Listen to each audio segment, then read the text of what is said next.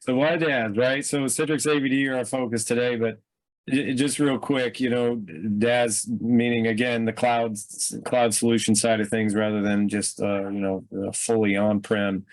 It's just about being flexible, right? That's the key to almost every enterprise today. Again, hybrid situation, being flexible, being able to burst and do stuff in public cloud as well as on-prem. Perpetual licensing, as we know it, is an endangered species. Everything's going subscription licensing, even for Citrix, for example. Anything new, and the on-prem licensing is not perpetual anymore. So it is going the way of the dodo and the dinosaurs and everything like that with the perpetual licensing. Cloud first message. If you haven't heard it, I'm sure you will. It's louder and louder everywhere we go. Every manager that goes to any conference is coming back and wanting, focus on quote unquote cloud first. You can't really go cloud only, but you can start looking there, right? And most everybody is at this point. I'm sure you guys are. That includes, platform as a service, desktop as a service, big focus today. Infrastructure as a service, all the as a service stuff, right? Less management of the infrastructure, more focus on the image and the user experience. Obviously, that's huge. That's key. Those images and the overall user experience within session, getting logged in, all of that stuff should be the focus, and that this allows you to do that more easily because you don't have some of the other components to worry about anymore. Features and functionality, warp speed, cloud, everything's there first, right? It's greenfield. There's no build associated, like it's just constantly kept up to date. So I mean, that's huge, right? There's some stuff that doesn't trickle down to on-prem. So the DaaS solutions here, you're going to get stuff. I mean, obviously AVD is a complete DaaS solution. There's no on-prem piece to that. From Microsoft's perspective, except for like using Azure Stack or whatever to host resources, if you're doing some mix like that. But all the cloud components, you have no choice, right? It's all DaaS. Azure is obviously the key to both solutions. Citrix, I mentioned here, has multiple dance partners there, as we all know, Google, AWS, it can play anywhere.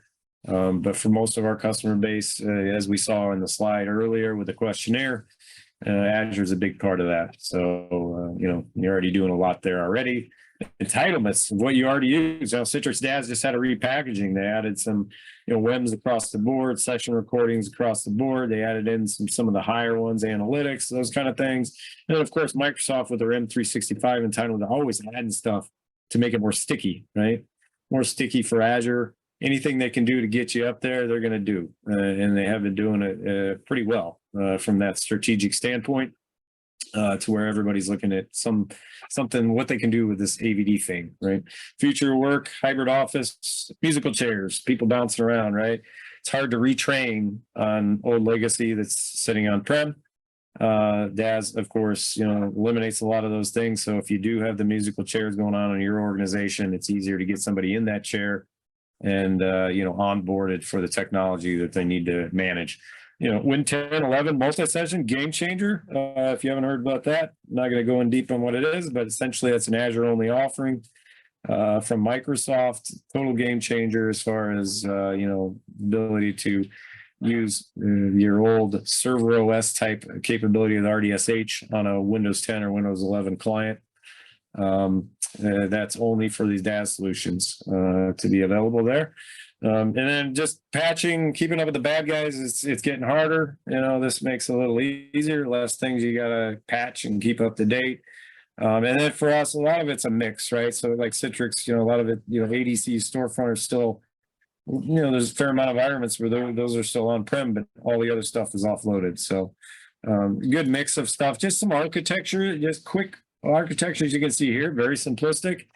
From a Citrix DaaS standpoint, they got workspace and gateway service. These are the components that are a lot of times maybe not being used in the mix, but if you're all in, you're getting all this. You have the various services, from a cloud standpoint, and then really it just boils down to cloud connectors, that replace your controllers and all that other stuff. If you're a CVAD customer, about all the other stuff that I'm referring to.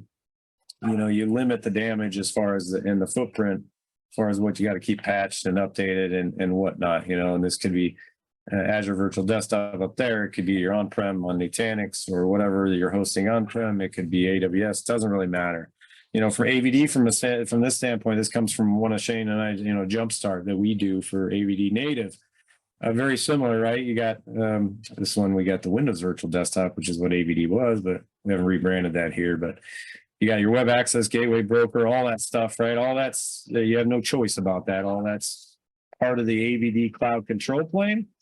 And then you got everything else around that, you know, your resource groups, VNets and all that up in Azure, you know, as far as the architecture goes. But point being is that all this stuff is nothing you have to worry about. You know, it's really just all about the, you know, the endpoints, the Azure, you know, the VDA agent side of things, similar to, you know, Citrix Cloud as far as that goes.